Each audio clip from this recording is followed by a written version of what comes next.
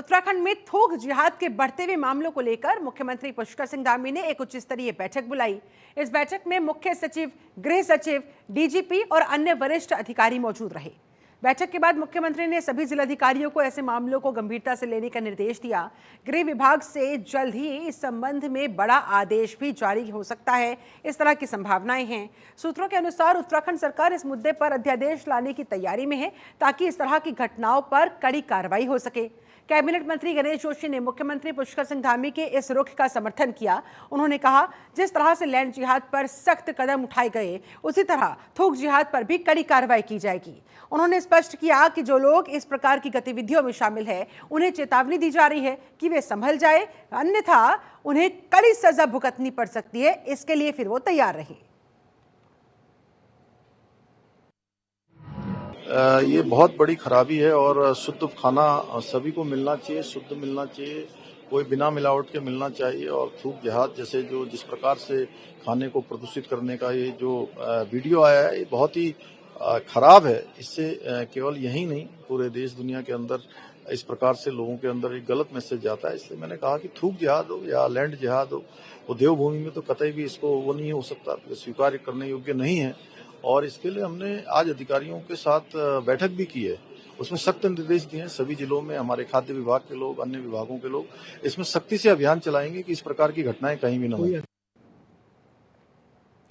और बात देहरादून से इस वक्त की बड़ी खबर की। उत्तराखंड में थोक जिहाद पर एडवाइजरी जारी की गई। बता दें आपको, सीएम धामी के निर्देश के बाद एडवाइजरी जारी। पुलिस मुख्यालय ने जारी की एडवाइजरी और इस एडवाइजरी में कहा गया है कि ढाबे पर लोगों का 100% सत्यापन होना जरूरी है।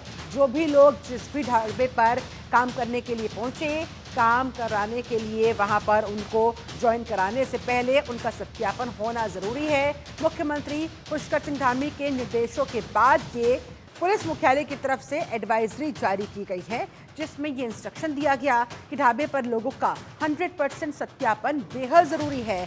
सत्यापन करने के बाद ही किसी को भी वहां पर नौकरी पर रखा जाए। इसके अलावा सरकार की तरफ से जिस तरह से प्रोप्राइटर का नाम वहां पर मेंशन होना जरूरी है, उसकी पहचान उजागर होनी जरूरी है। बाकी फिर कस्टमर के ऊपर डिपेंड करेगा कि वो क्या फैसला लेते हैं। लेकिन थोक जिहाद किसी भी सूरत हाल में बर्दाश्त नहीं किया जाएगा। इसको लेकर बाकायदा सख्ती दिखाते हुए उत्तराखंड सरकार की तरफ से, मुख्यमंत्री पुष्कर सिंह धामी की तरफ से ये निर्देश जारी किए गए हैं। पुलिस मुख्यालय की तरफ से फिर ये एडवाइजरी जारी की गई है और इस एडवाइजरी के तहत ये स्पष्ट किया गया कि थोक जिहाद जैसे मामलों को रोकने के लिए सत्यापन होना जरूरी है। ढाबों पर काम करने वालों का 100% सत्यापन मैंडेटरी किया है, यानी कि अनिवार्य किया गया है।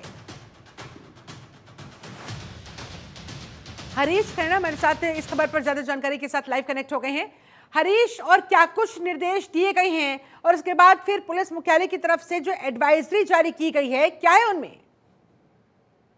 देखिए शिल्पा, जिस तरह से उत्तराखंड की अगर बात करें तो उत्तराखंड में मुख्यमंत्री बहुत सख्त नजर आ रहे हैं इस बात को लेकर के कि उत्तराखंड में, देवभूमि उत्तराखंड में किसी भी तरह का कोई जिहाद नहीं चलेगा और इसके खिलाफ कड़ी से कड़ी कार्रवाई की जाएगी। इसके लिए आज की अगर बात करें तो पुलिस हेडक्वार्टर से एसओपी जारी हुई है सभी जिलों के जो एसएसपी हैं उनको, और ये कहा गया है कि जो सभी जो रेस्टोरेंट हैं, कैफे हैं, जो ढाबे हैं, वहां पर काम करने वालों का सत्यापन होना चाहिए। उसके बाद जो लोग होंगे, यानी कि जो लोग भोजन करने वाले होंगे, वो खुद ही अपने आप को डिसाइड करेंगे कि उनको यहाँ पर भोजन करना है या नहीं। तो कहीं न कहीं इसको लेकर के मुख्यमंत्री कहीं पूरे प्रदेश भर में एक मैसेज देने का काम कर रहे हैं कि उत्तराखंड में बिल्कुल सेफ खाना यहाँ पर मिले, दूषित खाना ना मिले और इसमें किसी भी तरह की कोई मिलावट ना हो।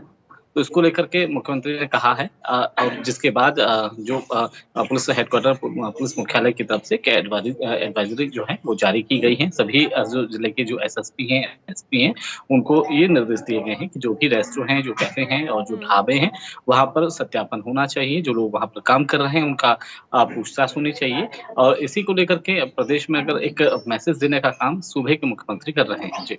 चलिए, मुख्यमंत्री की तरफ से तो निर्देश जारी कर दिए गए, सख्ती दिखाई जा रही है, एडवाइजरी भी जारी कर दी गई, लेकिन थूक जिहाद जैसे मामलों को रोका कैसे जाएगा? कौन चोरी छिपे थूक जिहाद को अब भी अंजाम दे रहा है? कैसे इसकी निगरानी की जाएगी? इसको लेकर क्या इंस्ट्रक्शंस है? क्या चप्पे चप्पे पर सीसीटीवी कैमरे अनिवार्य किए गए हैं? क्या इसको लेकर खास इंतजाम करने की बात कही गई? देखिए, जिस तरह की जो एडवाइज़री अभी जारी हुई है, उसमें अभी सत्यापन यहाँ पर किया जाएगा। लेकिन जैसे आपने कहा कि किस तरह से इसका खुलासा किया जाए, इसको लेकर के सभी जो जगह हैं, वहाँ पर सीसीटीवी कैमरे लगाए जाएँगे और नियमित रूप से जो सीसीटीवी कैमरे हैं, वो यहाँ पर चलेंगे, जिस वजह से लोगों को भी जानकारी हो कि यहाँ पर किस तरह का खाना पेश किया जा रहा है। साथ ही साथ किस तरह का जो कॉफ़ी है या फिर चाय है, यहाँ पर लोगों को दी जा रही है, सर्व की जा रही है। तो इसका लगातार यहाँ पर मॉनिटरिंग की जा रही है। लेकिन सबसे बड़ी बात है कि कहीं न कहीं इसमें खाद्य विभाग को भी सामने रखना चाहिए और खाद्य विभाग की भी ज़िम्मेदारी होनी चाहिए कि वो सभी जो होटल्स हैं जो सभी रेस्टोरेंट हैं, वहाँ पर जाकर के चेकिंग करें ताकि जो मिलावट जो मिले, उस पर कार्रवाई की जा सके। लेकिन जो यहाँ पर अगर थूक ठीक है। जिहाद की अगर बात करें, लैंड जिहाद की बात करें, दंगा की बात करें, तो सभी जगहों को लेकर के मुख्यमंत्री बहुत सख्त नज़र आ रहे हैं। उसके बिल्कुल। लिए जो मंत्री गणेश जोशी हैं, उन्होंने भी कहा है कि इसी तरह से जिस तरह से लैंड जिहाद को लेकर के एक कड़ा कानून उत्तराखंड में बनाया गया है, उसी ठीक है। तरह से थूक जिहाद पर भी कानून बनाना सख्ती चाहिए ताकि दिखाते हुए लोगों को एडवाइजरी तो जारी कर दी गई है, लेकिन उसी सख्त तरीके से इस एडवाइजरी को ग्राउंड जीरो पर इंप्लीमेंट करवाने की जिम्मेदारी भी अधिकारियों की। बहुत शुक्रिया आपका हरीश खन्ना, इस पूरी बातचीत के लिए, जानकारी के लिए धन्यवाद आपका। बढ़ेंगे आगे, बात करेंगे अगली बड़ी खबर की। देहरादून केदारनाथ विधानसभा के उपचुनाव की तारीखों का ऐलान हो गया है। बता दें आपको, तारीखों के ऐलान के बाद कांग्रेस की प्रतिक्रिया सामने आई है। कांग्रेस के प्रदेश प्रवक्ता गरिमा दसवानी, उनका बयान सामने आया, हम केदारनाथ विधानसभा उपचुनाव के लिए तैयार हैं। गरिमा दसवानी की तरफ से ये क्लियर किया गया, स्पष्ट किया गया कि कांग्रेस की तैयारियां पुख्ता है, हमने सारी तैयारियां पहले से कर रखी है, तारीखों का ऐलान का इंतजार था बस, और अब वो भी हो गया है। तो ऐसे में अब हम केदारनाथ विधानसभा उपचुनाव के लिए मैदान में उतरने के लिए, लोगों के बीच जाने के लिए पूरी तरह से तैयार हैं। सुनिए जरा उन्होंने क्या कहा। बहुत लंबे समय से हमें इस घड़ी का इंतजार था। केदारनाथ उपचुनाव की तिथियों की घोषणा हो चुकी है और हमारी तैयारी तो आज नहीं, कई महीनों से चल रही है। आपने देखा कि किस तरह की वृहद प्रतिष्ठा रक्षा यात्रा केदारनाथ के संबंध में माननीय अध्यक्ष जी के नेतृत्व में निकाली गई और अभूतपूर्व स्नेह और आशीर्वाद हमें स्थानीय जनता का उसमें प्राप्त हुआ। हमने वहां का माहौल देखा, माहौल कांग्रेस के अनुकूल था और अभी भी है। और अब जो ऑब्जर्वर हमारे पार्टी के द्वारा नियुक्त किए गए हैं, बहुत ही अनुभवी चेहरे हैं, ऊर्जावान और युवा चेहरे हैं। माननीय भुवन कापड़ी जी और वीरेंद्र जाती जी लाभान्वित होगी उत्तराखंड कांग्रेस भी, और केदारनाथ उपचुनाव में भी कांग्रेस को बहुत फायदा इसका मिलने वाला है। बहुत वहीं मैदानी इलाकों में गुलाबी सर्दी दस्तक दे चुकी है, तो वहीं पहाड़ों में तो काफी समय पहले से ही सर्दी की ठिठुरन महसूस होने लगी थी। लेकिन बदलते हुए मौसम में भी चारधाम यात्रा के भक्तों का जोश बेहद हाई है। बता दें आपको, श्रद्धालु केदारनाथ पहुंच रहे हैं, बद्रीनाथ, यमुनोत्री, गंगोत्री भी पहुंच रहे हैं और रोजाना नया नया रिकॉर्ड बना रहे हैं। श्रद्धालुओं के पहुंचने का जो आलम है वो लगातार जारी है। केदारनाथ धाम में दर्शनार्थियों के लिए लंबी लंबी लाइनों को देखा जा सकता है। रोजाना हजारों की संख्या में तीर्थयात्री पहुंच रहे हैं, दर्शन कर रहे हैं, पूजन कर रहे हैं। इस सीजन में अब तक कुल 40,92,360 यात्री चारधाम दर्शन करने के लिए आ चुके हैं।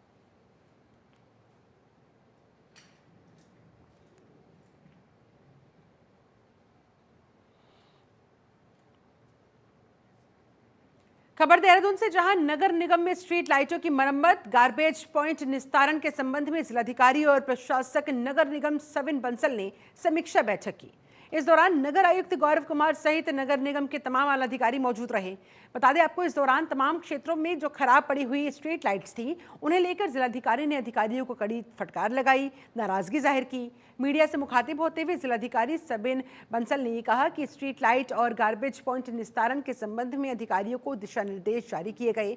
साथ ही पूरे शहर में जहां जहां स्ट्रीट लाइट्स खराब पड़ी हुई है, उनको तत्काल प्रभाव से ठीक कराने के लिए इंस्ट्रक्शंस दिए गए हैं, ताकि आम जनमानस को कोई असुविधा ना हो।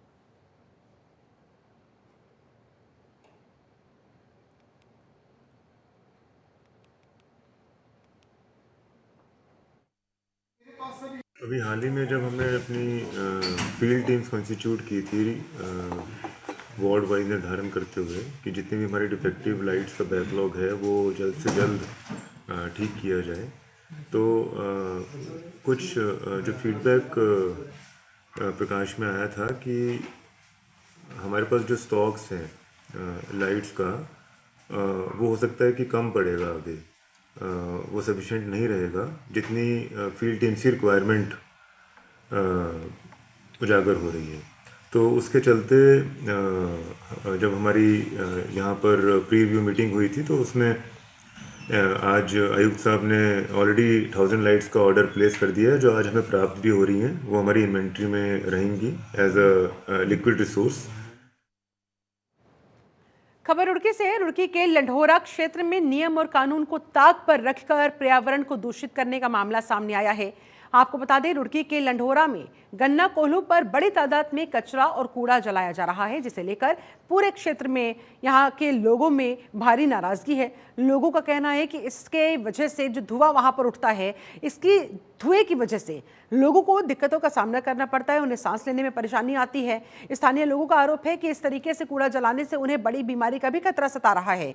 वहीं कुछ दिनों पहले भी रुड़की प्रशासन की तरफ से इस तरह के कोल्हुओं पर कार्रवाई की गई थी, एक्शन लिया गया था, लेकिन बावजूद इसके गन्ना कोल्हू स्वामी अपनी मनमानी से बाज नहीं आ रहे हैं।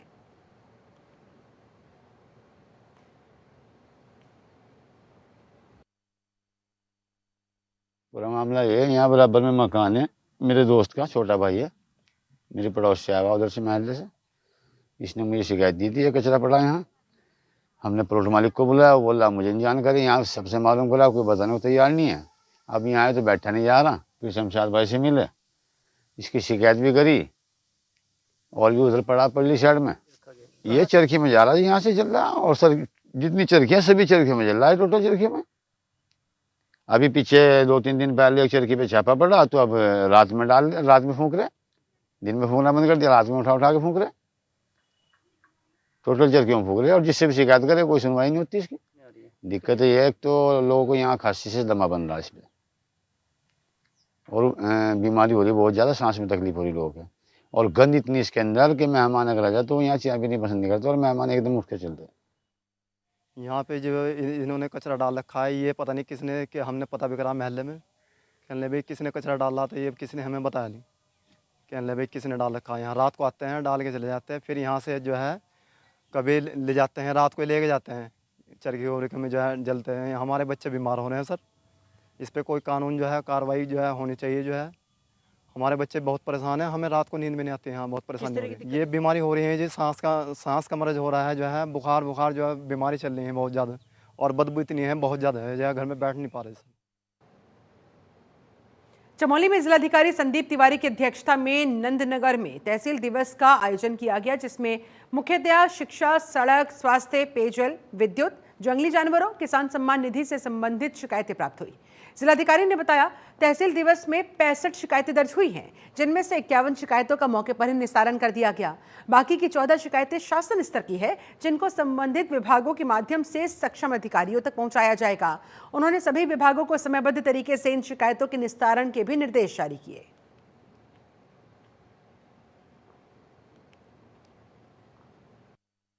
नंदानगर में तहसील दिवस में 65 शिकायतें हमें प्राप्त हुई हैं, और दिन में से करीब 51 का निस्तारण हमने मौके पे कर दिया, और 14 शिकायतें जो हैं शासन स्तर की हैं, जिन्हें अप्रोप्रिएट चैनल से सक्षम अधिकारी तक पहुंचाया जाएगा।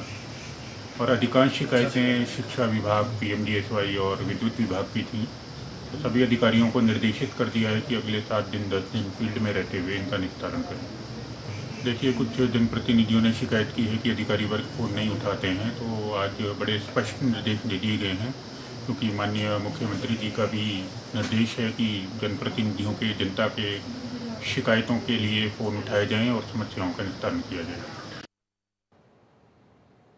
रुड़की की इकबालपुर शुगर मिल के कर्मचारियों को पिछले 7 महीनों से वेतन न मिलने पर कर्मचारियों ने भगवानपुर विधायक ममता राकेश के नेतृत्व में जिलाधिकारी से मुलाकात की, उनके सामने अपने जल्द भुगतान करने की मांग की। कर्मचारियों का आरोप है कि मिल प्रबंधन से कई बार इस बाबत शिकायत की जा चुकी है। उनको बोला गया है कि वेतन समय पर दे दिया करें, लेकिन वो सुनने को तैयार नहीं है। विधायक ने कहा कि जिलाधिकारी ने 1 हफ्ते का समय दिया है। यदि इसके बाद भी कर्मचारियों को वेतन नहीं दिया जाता है तो उसके बाद फिर कर्मचारियों ने भी चेतावनी दे दी है कि उग्र आंदोलन करने के लिए हम मजबूर हो जाएंगे।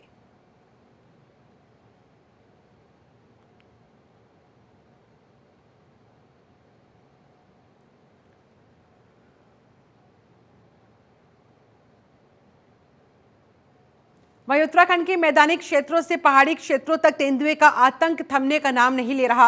अल्मोड़ा जिले के विकास खंड सल्ट के तल्ला सल्ट क्षेत्र, ग्राम बौड़ सहित आसपास के क्षेत्रों में तेंदुए का बाघ का आतंक बरकरार है। क्षेत्र के वन पंचायत सरपंच सहित अन्य ग्रामीणों ने तेंदुए के आतंक से निजात दिलाने के लिए वन क्षेत्राधिकारी मोहान को ज्ञापन सौंपा। ग्रामीणों का कहना है कि बीते दिनों तेंदुए ने कई मवेशियों पर हमला किया।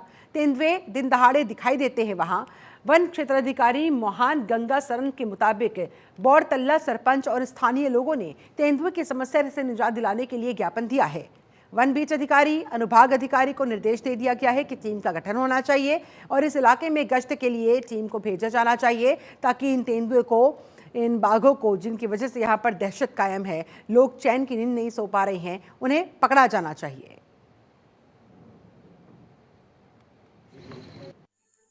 ये बौड़ तल्ला के जो सरपंच हैं और वहाँ के ग्रामीण थे, उन्होंने तेंदुए की समस्या है वहाँ पे वो काफ़ी दिखने में आ रहा है, तो उसके लिए उन्होंने एक ज्ञापन दिया है। उसके संबंध में हमने बीट अधिकारी और विभाग अधिकारी को निर्देशित किया गया है और टीम बना के क्षेत्र में लगातार निगरानी और गश्त करते रहेंगे और जैसे भी निगरानी और गश्त से जो भी उन्हें सूचना प्राप्त होती है उसके अनुसार आगे के लिए पिंजरा लगाना या जो भी कार्रवाई करनी है उसके अनुसार कार्रवाई की जाएगी। लगभग 1 साल से बाघ का बहुत आतंक मचा हुआ है और कई बार ग्रामीणों पर भी हमला हो चुका है। कई जानवरों को उसने अपना शिकार बना दिया है। लोगों को घास काटने जाना पड़ता है जंगलों में, तो अब अकेले घास काटने में भी डर हो रही है। जो जिनके पास बकरियां हैं वो बकरियां नहीं चरा पा रहे, तो हमने इस संबंध में ज्ञापन दिया है कि इस समस्या से जल्दी निजात दिया जाए और लोगों की दहशत को दूर किया जाए। खबर रुड़की से है, जहां ड्रग इंस्पेक्टर की छापेमारी से मेडिकल संचालकों में हड़कंप मच गया। बता दें आपको, रुड़की में नकली दवाइयों की बिक्री की शिकायतें मिलने पर ड्रग इंस्पेक्टर अनीता भारती ने रुड़की शहर के मेडिकल स्टोर्स पर औचक छापेमारी की। हालांकि छापेमारी के दौरान प्रतिबंधित दवाइयां तो नहीं मिली, लेकिन मेडिकल स्टोर्स में कई अनियमितताएं जरूर पाई गई, जिन पर कड़ी कार्रवाई की गई। कुछ स्टोर्स पर ताले लगा दिए गए। ड्रग इंस्पेक्टर अनीता भारती के मुताबिक उन्हें शहर में नकली और घटिया दवाइयों की बिक्री की लगातार शिकायतें मिल रही थी। इन शिकायतों के आधार पर उन्होंने ये औचक निरीक्षण किया।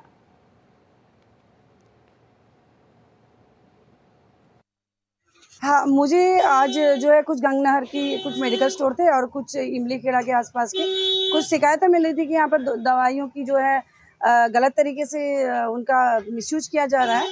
तो हालांकि मुझे दुकान पर से ऐसा कुछ भी मिला नहीं है, बट जारी रहेगी कि अगर कोई घर पर रखता है तो घर पर भी तलाशी की जा सकती है।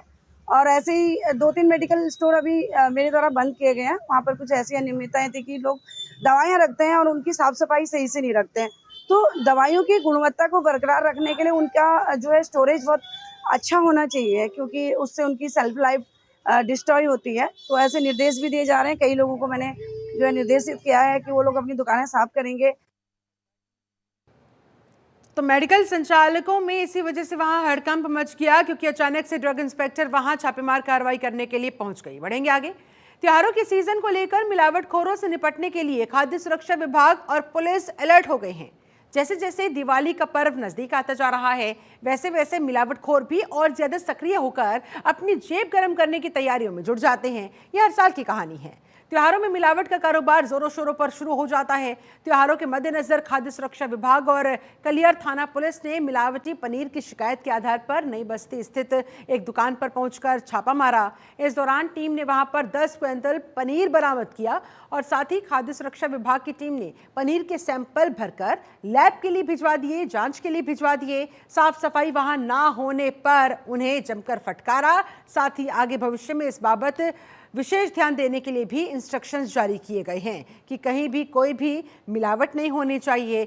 10 क्विंटल जो पनीर वहां पर मिला उसके सैंपल जांच के लिए लैब में भिजवा दिए गए हैं और इंतजार किया जा रहा है फिलहाल लैब रिपोर्ट का। उसके आधार पर ही पता लगाया जा सकेगा कि पनीर में कहीं कोई मिलावट तो नहीं थी, और अगर मिलावट हुई होगी तो उसी आधार पर फिर दुकान मालिक के खिलाफ एक्शन लिया जाएगा। हालांकि वहां पर साफ सफाई को लेकर भी इंस्ट्रक्शंस दिए गए हैं कि खाने पीने का सामान यहाँ पर अब बनाया जाता है, आप खाने पीने का यानी कि खाद्य सामग्री आप लोगों को बेचते हैं तो ऐसे में साफ सफाई का खास तौर पर ध्यान रखा जाना चाहिए।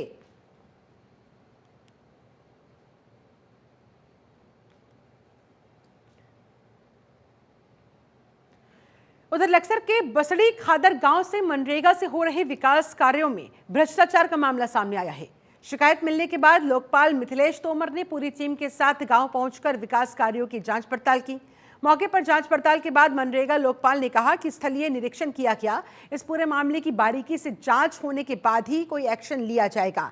फिलहाल जांच जारी है। अगर भ्रष्टाचार या किसी भी तरह की कोई गड़बड़ी का मामला सामने आता है, कोई अनियमितता मिलती है तो दंडात्मक कार्रवाई की जाएगी, किसी को नहीं बख्शा जाएगा। ये भ्रष्टाचार का मामला मनरेगा विकास कार्यों के अंदर उजागर होने के बाद संबंधित अधिकारियों ने वहां मौके पर जाकर जांच पड़ताल का हवाला दिया और कहा जांच खत्म होने के बाद जो भी दोषी होगा, जो भी भ्रष्टाचार में लिप्त पाया जाएगा, वो किसी भी पद पर बैठा अधिकारी क्यों ना हो, किसी को नहीं बख्शा जाएगा। सबके खिलाफ सख्त कार्रवाई करने की बात यहां पर उनकी तरफ से कही गई।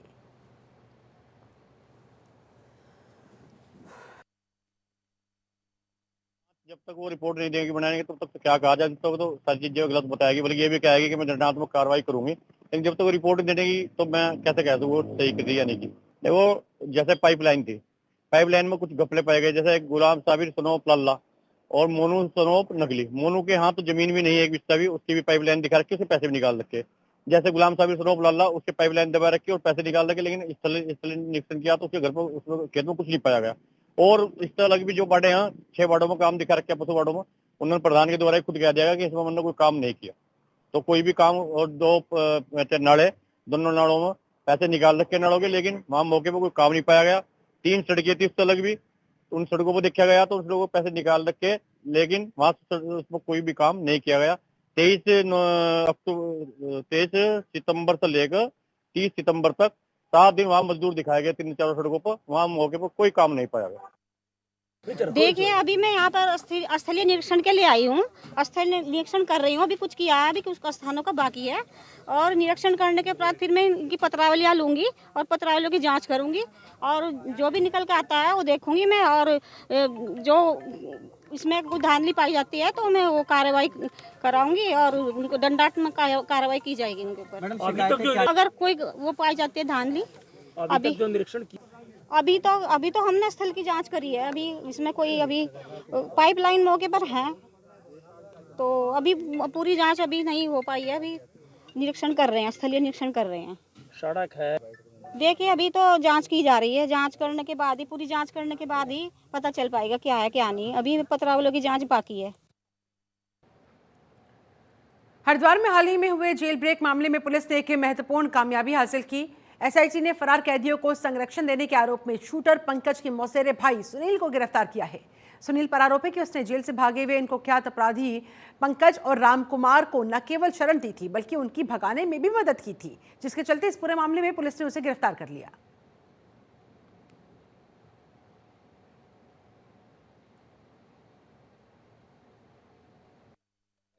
11 तारीख को जिला कारागार रोशनाबाद से फरार 2 अभियुक्त पंकज और रामकुमार इनको प्रश्रय देने और इनको यहाँ से पलायन करने के जुर्म में आज सुनील पुत्र बालेश, जिनके द्वारा इनको एक पैसा भी दिया गया, साथ में इनको जो कपड़े वगैरह भी मुहैया कराए गए थे और उनको यहाँ से पलायन करने में, इनको यहाँ से बाहर भेजने में इनकी हेल्प भी की गई थी। यह जानते हुए कि ये अभी जेल से फरार हैं और पुलिस को इनकी तलाश है, इसके बावजूद इनके द्वारा ये जो कृत्य है इस पर आज इनको न्यायिक अभिरक्षा में जेल भेजा जा रहा है। साथ में अन्य अभियुक्तों को भी हम लोग आइडेंटिफाई कर रहे हैं जिनके द्वारा इनको मदद दी गई है, इनको यहाँ से पलायन करने में मदद की गई, उनके खिलाफ भी कार्रवाई। चलिए इसी के साथ उत्तराखंड की अहम खबरों में फिलहाल बस इतना ही। बने रहे जनतंत्र टीवी के साथ।